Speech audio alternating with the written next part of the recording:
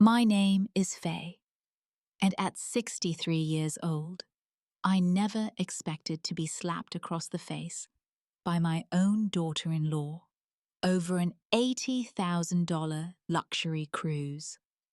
The shock wasn't just from the physical pain, but from watching my son Gerald stand there nodding in agreement as he coldly stated, "I'll squeeze every cent out of you one way or another." After 35 years of teaching children and raising my son with love, I found myself walking out of their house with nowhere to go.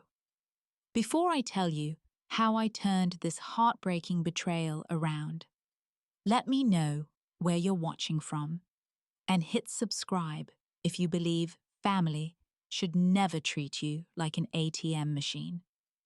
For 35 years, I taught third grade at Saguaro Elementary School in Phoenix, Arizona. I loved every minute with those bright-eyed 8-year-olds, watching them discover the joy of reading or finally grasp multiplication. Teaching was never going to make me rich, but I was smart with my money. My husband Robert always said, "Live below your means, and you'll never be at anyone's mercy." We followed that philosophy religiously. Robert and I bought a modest 3-bedroom house in a nice neighborhood back in 1986. We paid it off 15 years later, celebrating with a small bottle of champagne on our back patio. We weren't flashy people, preferring camping trips to cruises and home-cooked meals to fancy restaurants. We put money away every month without fail, building a secure retirement fund for our future. Robert was diagnosed with pancreatic cancer 6 years ago. It was aggressive, and we lost him just 4 months after diagnosis. I was devastated. We had been married for 38 years, high school sweethearts who grew up together. Suddenly, I was alone in our house with just memories and photos. Robert left me financially secure with our savings and a substantial life insurance policy. I had no mortgage and enough money to live comfortably if I remained careful. Gerald was our only child, born when we had almost given up hope of having children. I treasured every moment with him. We took him camping in the Grand Canyon, taught him to fish in Oak Creek, and celebrated every academic achievement and baseball game. When he showed interest in business, Robert and I scrimped to send him to a good college proud when he graduated with honors and landed a job at a marketing firm. 7 years ago, Gerald married Melanie, a beautiful woman who worked in pharmaceutical sales. She was charming and vivacious at their wedding, though I noticed she seemed disappointed by the modest pearl necklace Robert and I gave her as a wedding gift. The wedding itself was lavish, well beyond what Gerald could afford. When I gently asked about it, he brushed off my concern, saying Melanie deserved the best of everything. Looking back, there were early warning signs about Melanie's character. She frequently commented on our quaint and simple lifestyle, as if living within our means was somehow shameful. When visiting our home, she would subtly suggest upgrades or renovations we desperately needed. Once she asked if the diamond in my engagement ring was real since it was so small.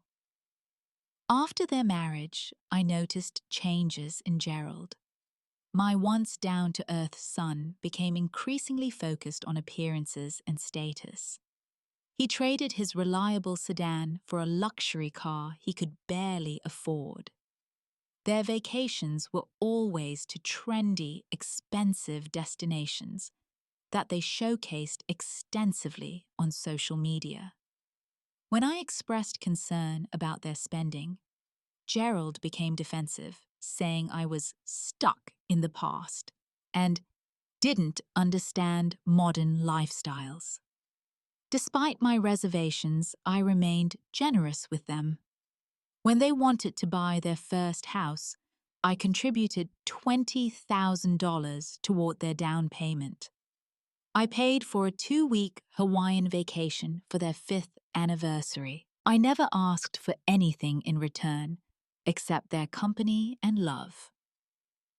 2 years ago, I mentioned I was considering downsizing since the family home felt too big for just me.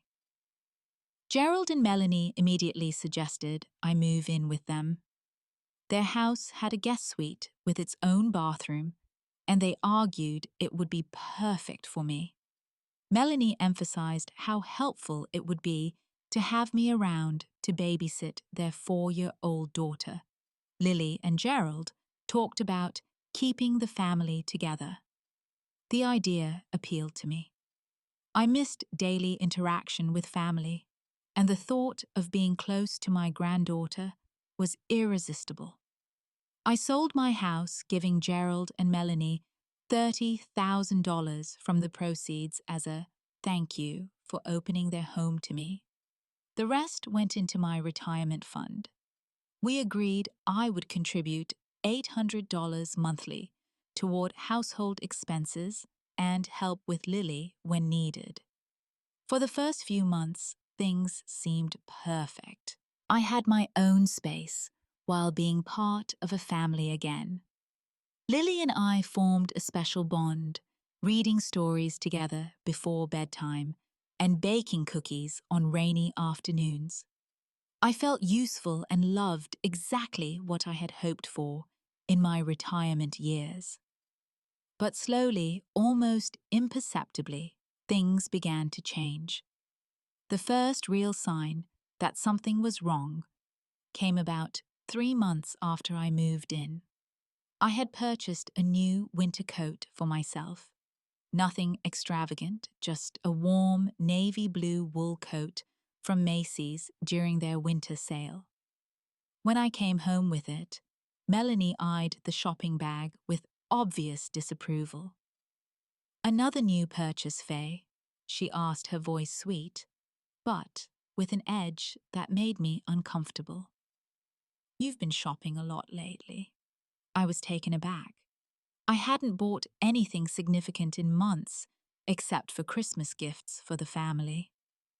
"It's just a winter coat," I explained. "My old one was falling apart." "Well, we were hoping you might increase your monthly contribution," she replied smoothly. "Since you seem to have extra spending money, the utility bills have gone up with you here." This became a pattern. Any purchase I made for myself was scrutinized and often followed by a request for more money for household expenses or some unexpected bill they needed help with. My monthly contribution gradually increased, from $800 to $1,200 plus extras that always seemed to come up. Meanwhile, my responsibilities with Lily expanded far beyond occasional babysitting. Melanie, who worked from home 3 days a week, began scheduling important calls during times she had previously handled Lily. Soon, I was picking Lily up from preschool daily, preparing most of her meals and watching her for full weekends when Gerald and Melanie took necessary trips for networking or relaxation. I loved spending time with my granddaughter, but I was becoming more of an unpaid nanny than a grandmother. When I gently mentioned needing some personal time to meet friends or attend my book club, Melanie would sigh dramatically. "I guess I'll have to cancel my client call," she would say. "Family sacrifices for family, right?" Gerald, once so attentive to my needs, began echoing Melanie's sentiments. Mom, we gave you a place to live, he reminded me when I expressed feeling overwhelmed. Helping with Lily is your contribution to this household. The special relationship I had with Lily became another source of tension. Lily and I would spend hours together in the garden I had planted in a corner of their backyard. I taught her the names of flowers and vegetables, and her delight at pulling her first carrot from the ground was priceless. We had special games and inside jokes that made her giggle uncontrollably. Melanie often watched these interactions with narrowed eyes. Once, after Lily had run to me instead of her, with a scraped knee, Melanie pulled me aside. "Don't try to replace me," she warned. "I'm her mother. You're just the grandmother." The words stung especially since I had never tried to usurp her role. I just loved my granddaughter. One evening, I overheard Gerald and Melanie talking in their bedroom while I was walking past to the laundry room. "Your mother has all that money just sitting in the bank while we struggle with the mortgage," Melanie was saying, her voice frustrated. "It's not fair, Gerald. We're family. She should be helping us more." "I know," Gerald replied. "I'll talk to her about increasing her contribution again." I stood frozen in the hallway, a basket of laundry in my arms, heart pounding. Struggle with the mortgage. Their house was expensive, certainly, but Gerald had a good job, and Melanie made excellent money in pharmaceutical sales. Where was their money going? I began paying closer attention to their spending.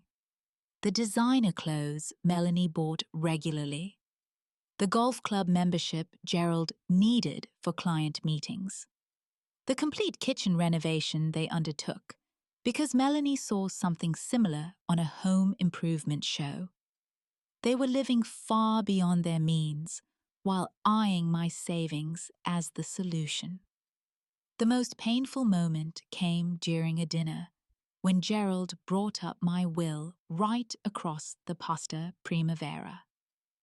"Mom, have you updated your will since Dad died?" he asked casually. "You should make sure everything's in order." Before I could answer, Melanie chimed in. "It would make sense to add Gerald as a co-owner on your accounts too, Faye, just in case something happens, for simplicity." I nearly choked on my food. "My accounts are in order," I said carefully. "I have a will and healthcare directives with my attorney." "But things change," Melanie persisted. "We're your family now. We should be overseeing your finances." I changed the subject, but the conversation left me deeply unsettled. That night, I cried quietly in my room, mourning the son I thought I knew. When had he started seeing me as a financial resource rather than his mother? I began to realize, with growing clarity, that my role in this house was not beloved mother and grandmother, but a convenient source of money and free childcare. The cruise suggestion came out of nowhere during Sunday dinner. Lily was eating with us, messily enjoying her macaroni and cheese, when Melanie cleared her throat and pulled out a glossy brochure from beside her plate. "Gerald and I have been talking," she began, her eyes shining with excitement. "Our 8th anniversary is coming up in 6 months, and we want to do something really special." She slid the brochure across to me. "Viking Ultimate World Cruise." The cover proclaimed in elegant script, showing a gleaming white cruise ship against a sunset. 30 countries, 30 days, one unforgettable journey. "It looks lovely," I said, genuinely impressed by the beautiful photography. "What a nice anniversary trip." We were hoping you would give it to us as an anniversary gift. Melanie said, her voice sweet, but her eyes calculating. After all you've done for us, we want to make sure you're comfortable asking for what you need too. I blinked in confusion. Give it to you? The whole cruise? We've picked out the perfect suite, Gerald added enthusiastically, pulling out more brochures. It has a private veranda and butler service. It would be the trip of a lifetime. How much does something like this cost? I asked, a knot forming in my stomach. Melanie and Gerald exchanged glances before Gerald answered. The package we're looking at is $80,000. I gasped involuntarily.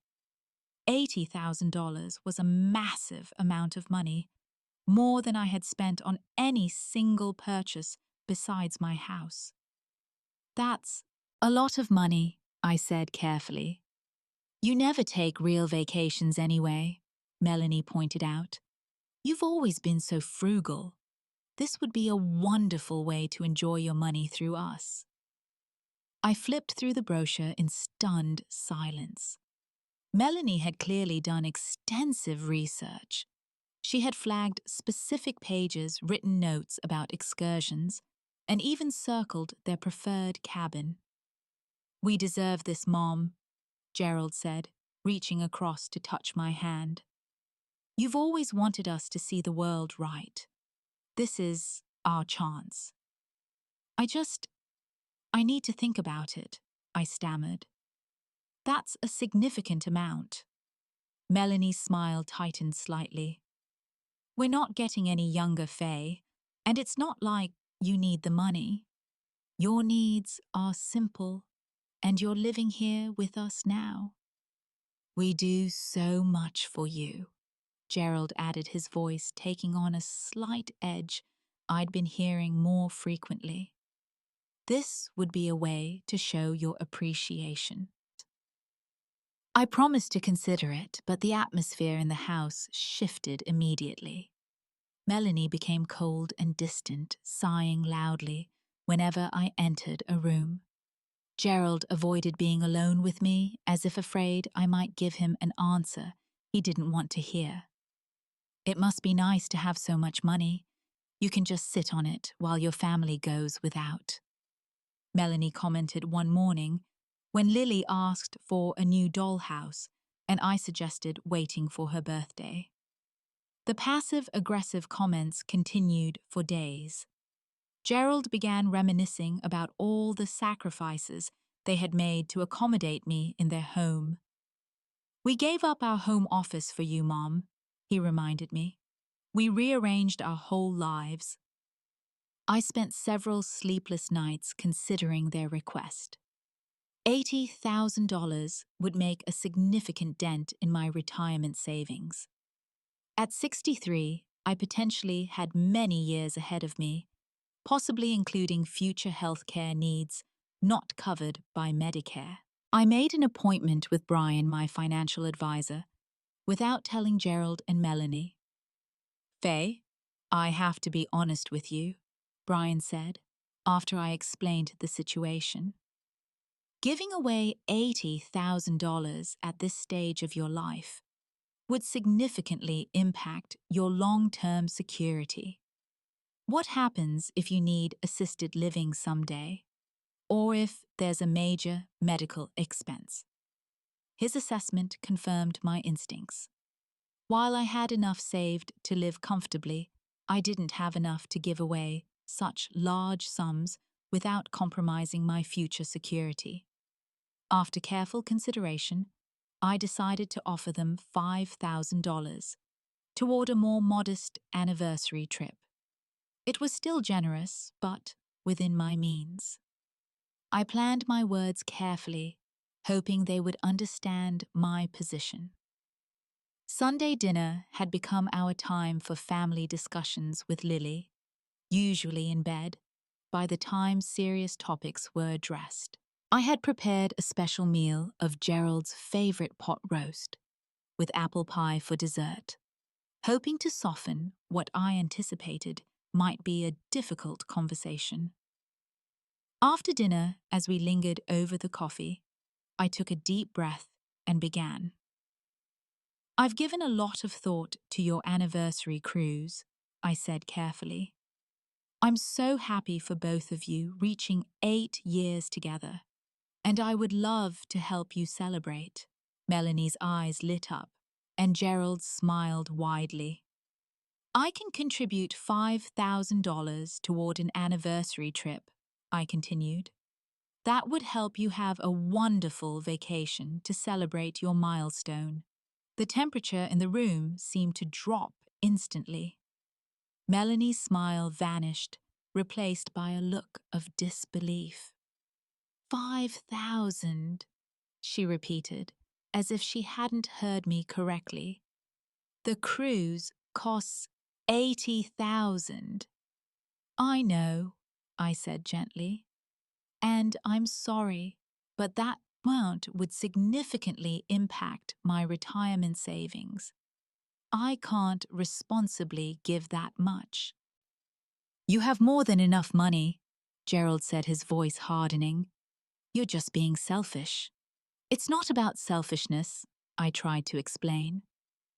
It's about ensuring I don't become a financial burden on anyone in the future. At my age, I need to be careful with large expenditures. At your age, Melanie scoffed. You're always going on about how active and independent you are. Now suddenly you're old and worried about money. Being careful with money is precisely how I've remained independent, I pointed out. Melanie stood up abruptly, her chair scraping against the floor. You've never liked me, she accused, pacing the dining room. You've judged my lifestyle from day one. This is just another way to control Gerald and show disapproval of me. That's not true, I protested. I care about both of you. If you cared, you'd want us to have this experience, Gerald interjected. After all we've done for you, taking you in, giving you a home, this is how you repay us. The conversation was spiraling out of control. I tried to remain calm, explaining again my financial realities and offering alternatives. Perhaps a shorter cruise or a different type of anniversary celebration, I suggested. Melanie had been pacing her face, growing increasingly flushed. She suddenly stopped and whirled toward me. If you won't support this family properly, then find somewhere else to live, she shouted, her voice rising to a shriek. Before I could respond, she stepped forward and slapped me hard across the face. The sound cracked through the room like a gunshot, and my head snapped to the side from the impact. My cheek burned, and tears sprang to my eyes from the pain and shock. I turned to Gerald, expecting him to intervene, to be horrified that his wife had struck his mother. Instead, he looked at me coldly, a stranger wearing my son's face. You've left us no choice, Mom, he said in a frighteningly calm voice. I'll squeeze every cent out of you, one way or another. I sat, frozen, one hand pressed to my stinging cheek, unable to believe what was happening. My son, my only child, whom I had loved and nurtured for decades, was threatening me over money. We'll make sure Lily knows. Grandmother doesn't love her enough to help her mommy and daddy, Melanie added viciously. Children are so impressionable at this age. That threat against my relationship with my granddaughter broke something in me. Tears streamed down my face as the full weight of this betrayal crashed over me. Get out now, Melanie ordered. Pack your things and get out of our house tonight. Melanie, it's late, Gerald said, not out of concern for me, but practicality. She can stay in her room tonight and leave tomorrow. I rose on shaky legs, and walked to my bedroom without another word, closing and locking the door behind me.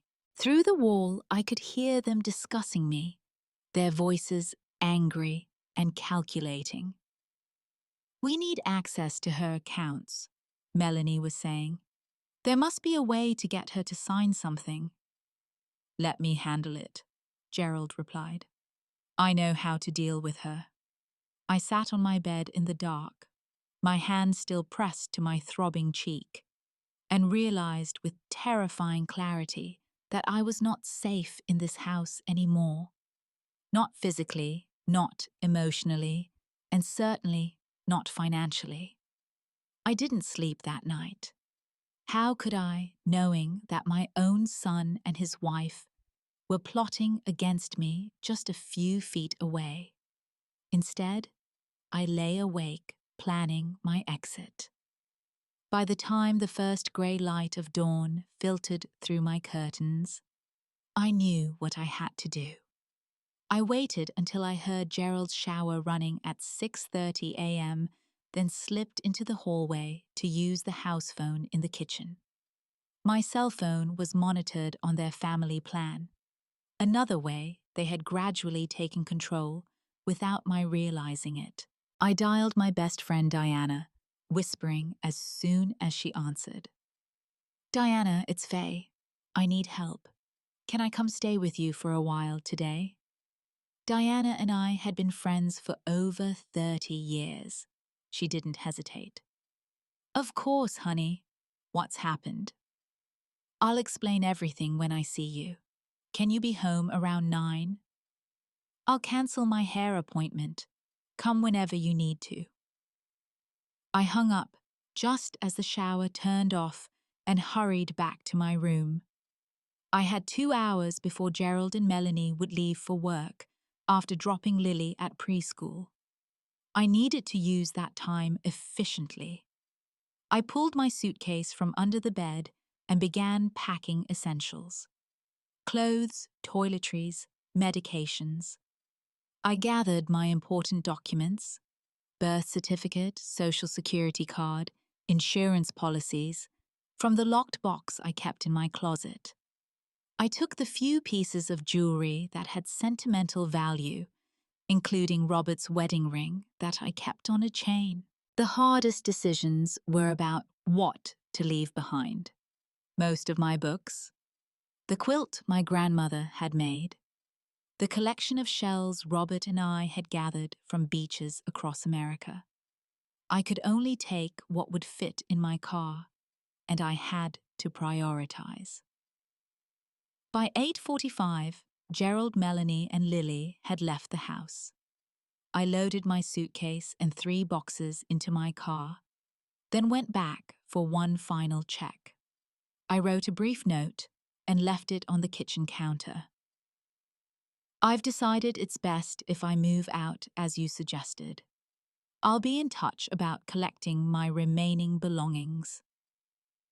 As I drove away from the house, tears blurred my vision.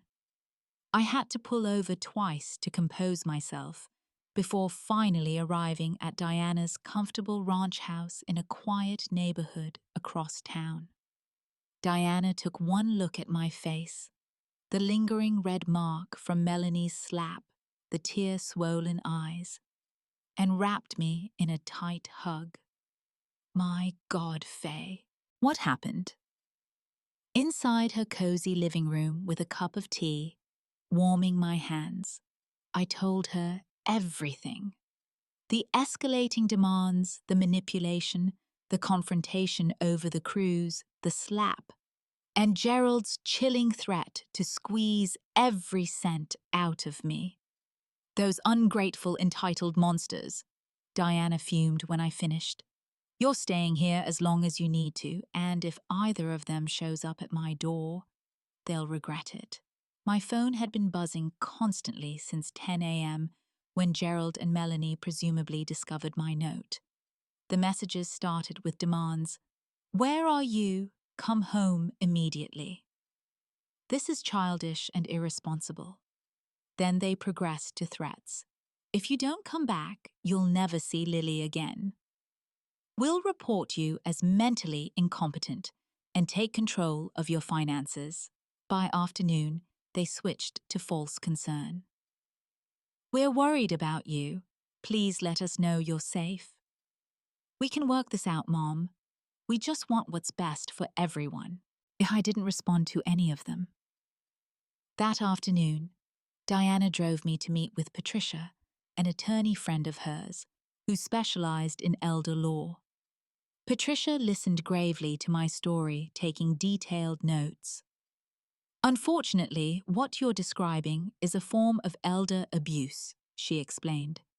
Financial exploitation and physical assault. You were right to leave that environment. Do they have any claim to my money? I asked, voicing my deepest fear. Patricia shook her head firmly. Absolutely not. Your finances are yours alone. They have no legal right to your assets, regardless of family relationship. She helped me draft a formal letter stating that I had left their home voluntarily, was of sound mind, and did not authorize them to access any of my financial accounts or personal property. She also advised me to change all my passwords and contact my bank immediately. Through Patricia's investigative work, I discovered something that shook me to my core. Gerald and Melanie were deeply in debt. Despite their combined income of over $200,000 annually, they had maxed out multiple credit cards, taken a second mortgage on their house, and were behind on car payments. Their lavish lifestyle was a house of cards on the verge of collapse. They've been planning to get access to your accounts for some time, Patricia surmised. The crew's demand was likely a test to see how easily you would part with large sums. The realization that their invitation to live with them had been calculated rather than loving was perhaps the most painful discovery of all. I had been brought in not as beloved family, but as a potential solution to their financial problems. Diana's support was my lifeline during those first difficult days. Her spare bedroom became my sanctuary, and her righteous anger on my behalf helped validate my feelings when self-doubt crept in. Her friends rallied around me as well, bringing meals, offering encouragement, and reminding me that I deserved to be treated with dignity and respect. The hardest part was missing Lily. Her innocent face haunted my dreams. I worried about what Gerald and Melanie might be telling her about my sudden disappearance. Was she confused? Did she think I had abandoned her? The thought of her pain added another layer to my grief. 2 days after leaving Gerald and Melanie's house, I made a decision. I would not be a victim. I would not allow them to manipulate, threaten, or exploit me any longer. It was time to take decisive action to protect myself and my future. My first step was meeting with Brian, my financial advisor, to restructure my accounts. We set up additional security measures and changed all access information. We also reviewed my entire financial picture to ensure I would remain secure living independently. You're in a good position, Faye, Brian assured me. Your teacher's pension, social security, and savings will support you comfortably if you remain prudent. Next, working with Patricia, I established a trust for Lily's future education that Gerald and Melanie could not access. The money would only be available for verified educational expenses once Lily turned 18. It wasn't a large sum, but it would help with college costs and showed that my issue was never with my innocent granddaughter. Through mutual friends, I learned that Gerald and Melanie were spinning a very different version of events. They claimed I had become confused and paranoid, showing early signs of dementia, and had run off with my money. They portrayed themselves as concerned family members trying to protect me from myself. This false narrative was perhaps the cruelest cut of all. Not only had they mistreated me, but now they were attempting to destroy my reputation and paint themselves as victims. After consulting with Patricia, I made the difficult choice to tell the truth to a select circle of longtime family friends. I didn't share every detail, but I provided enough information to counter their false claims, including the fact that Patricia had formally evaluated me and found me entirely competent. The support that flowed back to me was overwhelming. Friends I had known for decades expressed outrage on my behalf and offered help of every kind. Many shared that they had noticed concerning changes in Gerald over recent years, but hadn't wanted to interfere. A few even admitted they had witnessed Melanie's materialistic and controlling behavior at social gatherings, but hadn't known how to address it. With Diana's help, I found a lovely one-bedroom apartment in a senior complex near her home. The community offered activities, security, and companionship while allowing me complete independence. I used some of my savings to furnish it comfortably, creating a new home that reflected my tastes and needs. As I began rebuilding my life, Gerald's messages took on a more desperate and threatening tone. When he discovered I had changed all my accounts and financial arrangements, he was furious. "You've always been selfish," he wrote. "You'll regret turning against your family like this."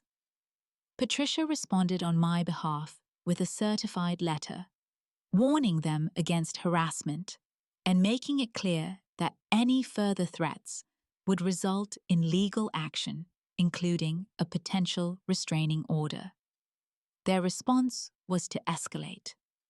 One evening, when I wasn't at Diana's house, Gerald and Melanie showed up there, demanding to know where I was.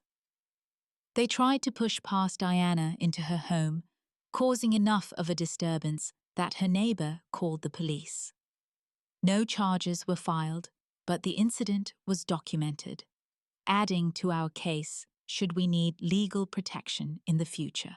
Through all this, my heart ached for Lily.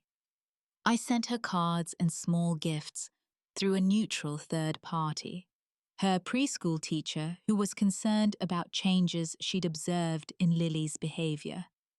The teacher couldn't tell me much due to confidentiality, but assured me the gifts were delivered. After a month of silence, I made one last attempt at reconciliation, sending Gerald an email suggesting family counseling. I expressed willingness to rebuild our relationship if he and Melanie would acknowledge their behavior and work with a professional to establish healthy boundaries. His response was brief and devastating. "We'll consider counseling after you fulfill your promise to fund our cruise. Family supports family." It was then I knew I had to completely cut ties, at least for now. The people living in that house were not the son and daughter-in-law I thought I knew. The Gerald who could value a luxury cruise over a relationship with his mother was not the boy I had raised to understand the difference between wants and needs, between love and exploitation. Letting go was excruciating, but also strangely empowering. For the first time in years, I was making decisions based solely on my own well-being, rather than trying to please others at my expense. I was standing firm in my self-worth, refusing to be devalued or exploited by anyone, even family. 6 months passed, and gradually my new life took shape. My apartment became a true home, filled with plants, books, and a few cherished items I'd eventually retrieved from Gerald and Melanie's house through a neutral third party. The senior community offered yoga classes, book clubs, and community meals that helped me build a new social circle. I returned to substitute teaching 2 days a week, finding joy once again in children's curiosity and energy. The familiar classroom environment was therapeutic, reminding me of my value and purpose beyond family roles. I also began volunteering at New Beginnings, a shelter for women escaping domestic violence. My experience with financial and emotional abuse gave me insight that helped others recognize manipulation and control tactics. Leading a support group for older women rebuilding their lives became one of my most rewarding activities. Through it all, the grief never fully disappeared. It changed form, becoming less acute, but more persistent. A background sadness that would occasionally surge forward unexpectedly. Hearing a child laugh like Lily, seeing a man who resembled Gerald from behind, finding an old family photo while organizing drawers. These moments would still bring tears, but they no longer paralyzed me. My therapist, Dr. Reynolds, helped me understand that grief for living people can be more complicated than grieving death. With death, there's finality, she explained. With estrangement, there's ambiguity and unresolved hope that makes the loss harder to process. The most unexpected development came from my sharing this painful experience with others. I started a support group, specifically for grandparents cut off from grandchildren. The stories I heard echoed my own pain, but also provided perspective and community. Together, we found ways to channel our love into productive outlets while maintaining hope for future reconciliation. Financially, I was secure and independent, exactly as Robert and I had planned during our years of careful saving. The irony wasn't lost on me that had I given in to Gerald and Melanie's demands, I might have ended up genuinely dependent on them. The very situation they had falsely claimed to fear. On the 1-year anniversary of leaving their house, I took myself on a short trip to Sedona, a place Robert and I had loved. Sitting among the red rocks, watching the sunset paint the landscape in gold and crimson, I reflected on how far I had come. From that terrifying night, with no destination, to a woman firmly in control of her life again. 2 weeks after returning from Sedona, I was shopping at the farmer's market when I heard a small voice cry out, "Grandma!" Before I could turn, tiny arms wrapped around my legs, and there was Lily, her face alight with joy.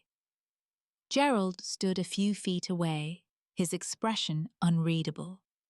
He looked thinner, more tired than when I'd last seen him.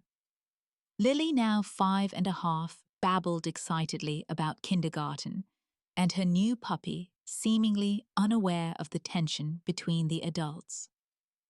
"Lily, we need to go," Gerald said, after allowing the conversation for a few minutes. "But I want to stay with Grandma," Lily protested. "Another time, perhaps," he said, his voice neutral. As he led Lily away, she turned back and waved enthusiastically. "Bye, Grandma. I love you." "I love you too, sweetheart," I called back, my heart simultaneously breaking and healing. That brief encounter planted a seed of hope. Someday, when Lily is older, we might reconnect more fully.